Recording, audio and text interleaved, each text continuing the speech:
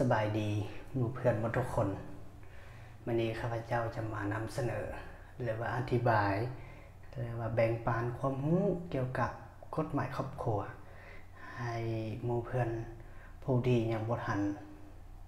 รับรู้เกี่ยวกับกฎหมายครอบครัวว่ากฎหมายครอบครัวได้กำหนดหลักการระเบียบการและมาตรการคือแนวใดโดยเฉพาะแม่นปัญหาการสู่ขอมันจะเป็นการสู่ขอการแต่งดองการหย่าร้างการเอาเด็กมาเป็นลูกเลี้ยงหรือว่าอาจจะเป็นความเสมอภาคระหว่างหญิงชายในการแต่งดองเนาะความเสมอภาคระหว่างหญิงชายในการแต่งดองอันนี้บรรดาประเด็นนี้นะแล้วกฎหมายครอบครัวได้กำหนดขึ้นแนวใดข้าพเจ้าเชื่อว่าอาจจะมีหลายๆคนที่ยังบ่ทันเข้าใจถึงจุดนี้นะฉะนั้นมื้อนี้ข้าพเจ้าจะมาอธิบายหรือว่าแบ่งปันความรู้ในจุดนี้ให้หมู่เพื่อนได้รับรู้และเข้าใจตรงกับตัวบทกฎหมายนะให้ดำรงชีวิตให้มันสอดคล้องกับกฎหมายอันนี้คือสิ่งที่ข้าพเจ้าจะนำเสนอนะให้ทุกคนได้รับรู้นำนะซึ่งแต่มื้อนี้นะข้าพเจ้าจะนำเสนอได้2ประเด็นคือ1มันความหมายของคำว่าครอบครัวอันที่2ก็คือประเภทของครอบครัวนะว่าเราจะเรียนรู้ว่าครอบครัวนี่มีความหมายคืออะไรนะเอาเข้าไปประเด็นที่1เลยเข้าไปประเด็นที่1คือความหมายของคำว่าครอบครัวนะตามกฎหมายครอบครัวแล้วได้กำหนดว่าหรือว่าได้ให้คำนิยามว่าครอบครัวนี่เป็นการจัดตั้งหนึ่งของสังคมซึ่งประกอบด้วยผัวเมียและลูก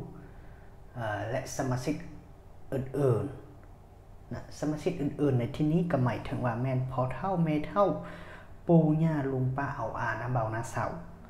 ซึ่งมีสายพัวพันซึ่งกันและกันและดำรงชีวิตอยู่ร่วมกันนะสำหรับบุคคลเหล่านี้นะแม่นดำรงชีวิตอยู่ร่วมกันหรือว่าอยู่ใน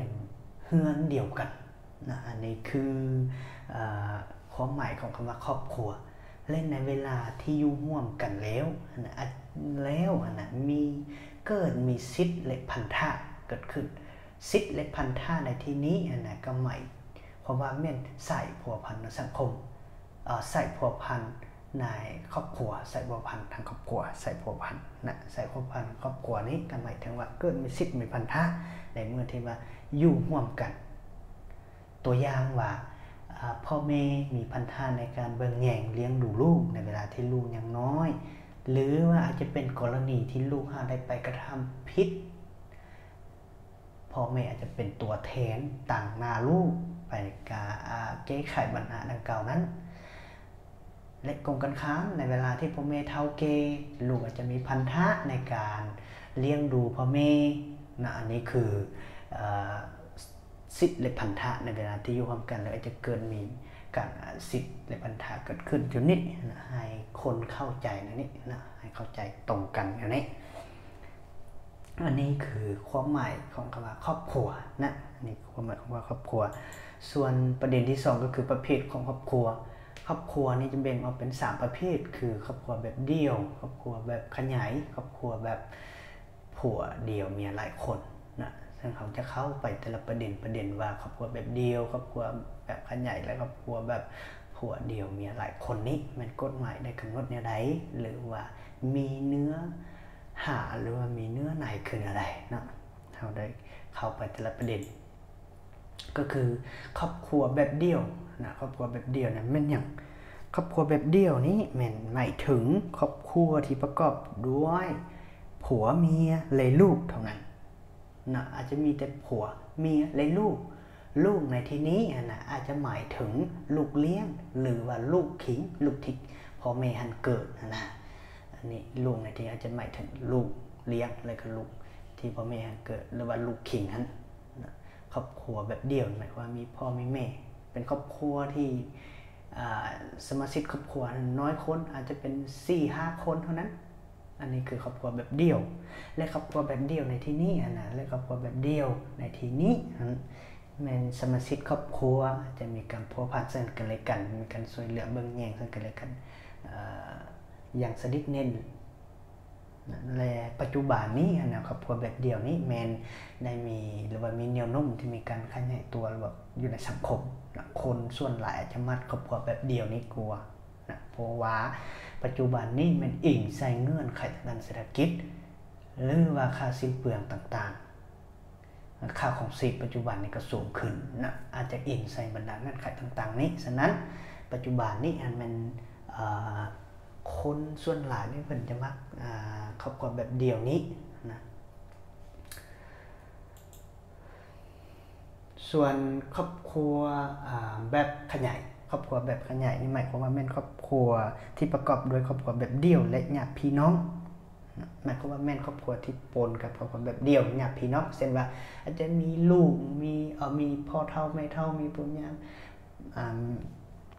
มีพ่อเฒ่าแม่เฒ่ามีพ่อแม่มีลูกมีหลานนั่นแหละอยู่นำกันหลายคนถึง15หรือว่า20ไปคนอันนี้คือครอบครัวแบบขยายส่วนหลายมันจะพบเห็นอยู่ในพี่น้องชนเผ่ามงของพวกเราในจุดนี้ก็ยังเห็นอยู่ปัญหานี้นะมักส่วนหนึ่งยังมีพฤติกรรมหรือว่ายังมักลักษณะแบบนี้อยู่ส่วนหนึ่งนะแต่ส่วนหลายก็จะบ่ค่อยปรากฏตัวแล้วครอบครัวใหญ่ๆขนาดนี้นะแต่ยังมีบางส่วนหรือว่าครอบครัวที่อยู่เขตนอกเขตห่างไกลซอดลิ่งนะยังมีปัญหาอยู่จุดนี้นะครอบครัวใหญ่ๆในนี้นะปัญหาก็คือมันเวลากินเวลาอยู่เวลาใส่ใจต่างๆก็หลายขึ้นอันนี้คือความยุ่งยากความเป็นอิสระก็น้อยลงถ้าว่ามีหลายคนอยู่ในนี้นะฉะนั้นอยากฝากถึง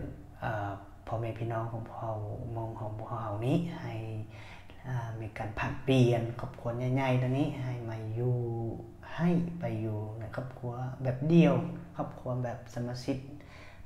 4-5 คนโมอันนี้มันกันอยู่กันกินกัน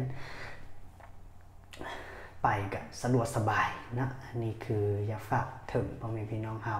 นะอันนี้คือครอบครัวแบบขยายส่วนครอบครัวแบบผัวเดี่ยวเมียหลายคนครอบครัวแบบผัวเดี่ยวเมียหลายคนนี่ก็คือนี่แหละผัวคนเดียวแล้วเมีย2-3 คนอันนี้ครอบครัวแบบนี้นะมันเกิดขึ้นในสมัยจินบูฮานและก็สมัยชาวอิสลามเป็นต้นนะอันนี้นะปัจจุบันนี้มันบ่นิยมแล้วครอบครัวแบบนี้นะหรือว่ากฎหมายห้ามเนี่ยครอบครัวแบบนี้นะให้แบบมันมีผัวคนเดียวแล้วมีเมียหลายคนนี่นะกฎหมายห้ามเนอะปัจจุบันนี้นะบ่ให้เฮ็ดแต่ว่าเอามาอธิบายเรื่องบรรยายในที่นี้ก็เพื่อให้รู้ว่าประเภทของครอบครัวมีอยู่3ประเภทแต่ว่าประเภทครอบครัวที่3นี่นะเป็นกฎหมายห้ามว่าให้มีแล้วนะฉะนั้นถ้าผู้ใด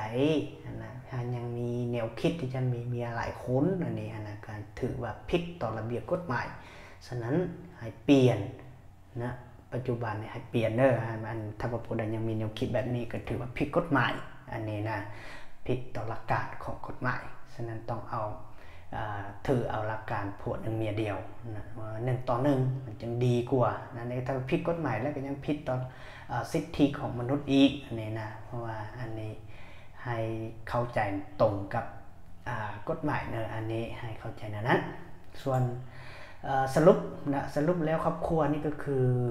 จูหลังหนึ่งของสังคมหรือว่าสถาบันหนึ่งของสังคมอะไรมันประกอบมีพ่อมีแม่มีปู่มีย่ามีลุงมีหลานนั่นแหละครอบครัวหนึ่งนั่นนะ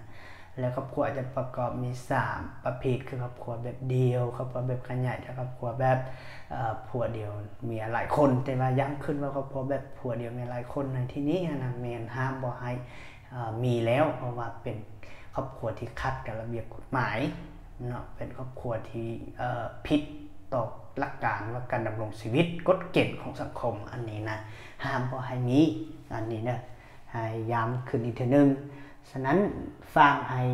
ผู้ที่ได้เรียนรู้ในคลิปวิดีโอนี้แล้วให้ไปเตือนสติ